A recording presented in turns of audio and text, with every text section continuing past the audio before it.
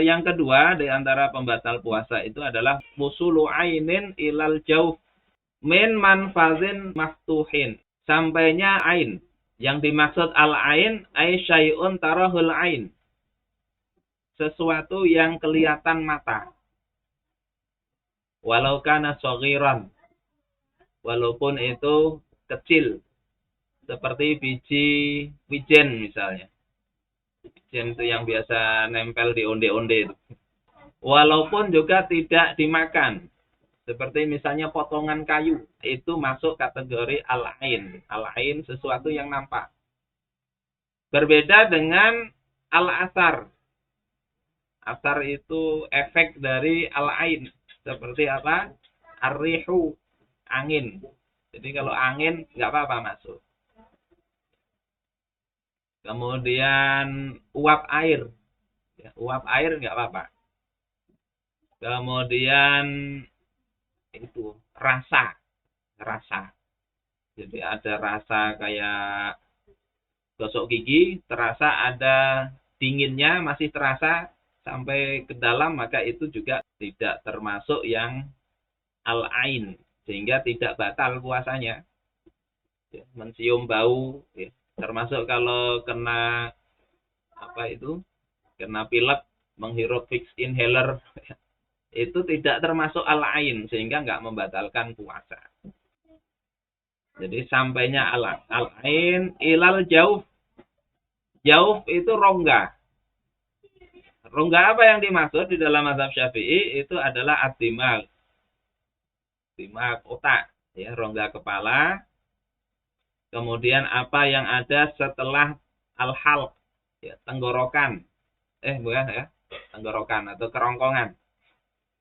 Ilal ma'idah, sampai lambung. Kemudian usus. Sehingga kalau ada al-ain masuk ke situ, berarti batal. Min manfazin maftuhin. Dari rongga yang terbuka. Jadi ada al-ain masuk ke rongga, masuknya ke situ dari tempat yang terbuka. Yakni al-famu, mulut, kemudian al-udhun, telinga, kemudian kubul, kemudian dubur. Dari laki-laki dan perempuan. Yang poin kedua ini sebetulnya sepakat 4 mazhab ya. Ada sesuatu barang masuk ke jauh rongga, maka itu batal puasanya. Cuma nanti yang membedakan itu yang dimaksud jauh itu apa. Dalam mazhab Syafi'i ya ini. Rongga kepala, rongga lambung, dan usus. Kemudian manfaz maftuh yang rongga yang terbuka tadi. Ya. Kalau mazhab Maliki, mata pun dianggap. Sehingga tetes mata itu batal. Jadi kalau mazhab Syafi'i nggak disebut di sini mata. Sehingga tetes mata nggak apa-apa. Tapi telinga disebut. Nah yang paling mudah itu adalah mazhab Hambali. Kalau mazhab Hambali yang dimaksud dengan al-jauh itu cuma lambung. Lambung dan usus. Sehingga kalau sekedar masuk ke kerongkongan nggak apa-apa. Sehingga kayak tes swab misalnya. Kalau tes swab dalam mazhab Syafi'i yang termasuk rongga yang nggak boleh masuk itu mulai pertengahan kerongkongan. Sehingga kalau sekedar masuk ke dalam mulut, kemudian dikeluarkan, maka nggak batal puasa. Tapi kalau masuknya itu sampai ke kerongkongan, pertengahan, kalau di dalam kitab yang lain dijelaskan, sampai makhraj huruf ha. Ha kecil. Jadi kan ha itu di tengah, di atasnya ada huruf ghin dan kha. Maka di huruf ha itulah mulai batas batalnya puasa. Nah, dari mana itu dapat penjelasan? Ya ijtihad para ulama mazhab Syafi'i. Sehingga kalau suapnya itu masih di atas-atas, belum di tengah, sampai makhraj huruf ha, maka itu masih belum batal. Ini saya tambahkan dari ibarat yang lain. Bagaimana dengan ngupil? Kadang puasa nggak sadar ngupil. Apakah batal atau tidak? Di dalam Hasyiah Qalyubi, ngupil itu tidak batal asalkan tidak sampai pangkal hidung. Jadi rongga tadi masuk itu ada batasnya. Kalau mulut itu sampai pertengahan tenggorokan, huruf H.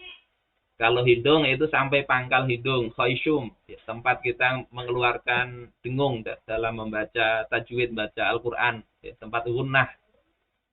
Kalau telinga itu batasannya sampai apa yang kelihatan dari luar.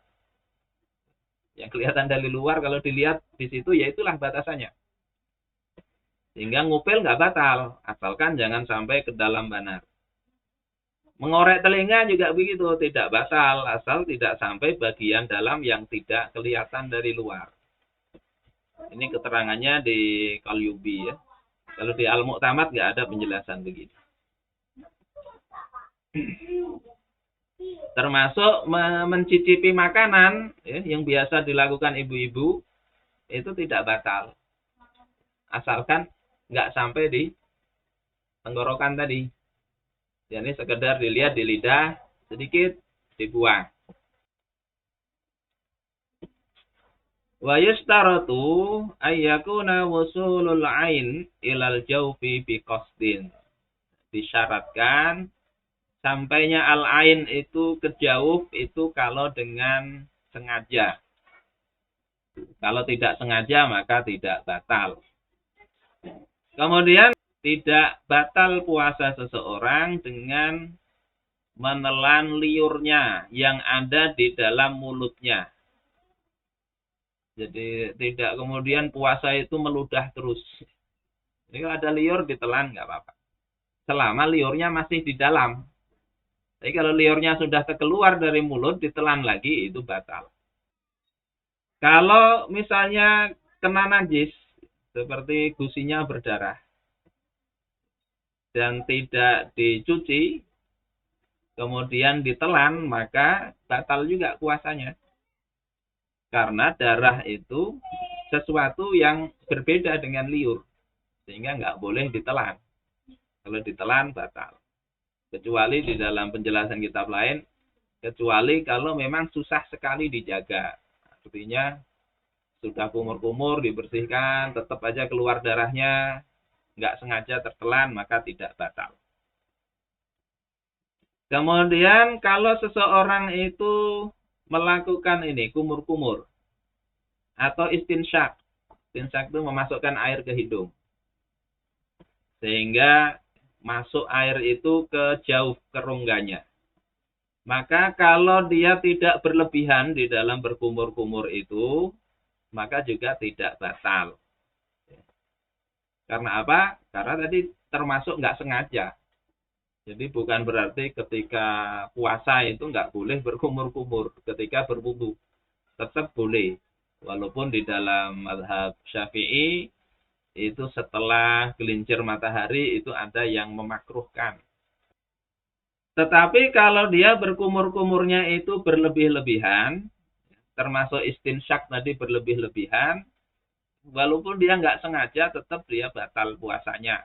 Kemasukan air, tapi kelebihan benar dia kumur-kumurnya. Nggak cukup 3 kali, 5 kali dia, itu termasuk berlebih-lebihan.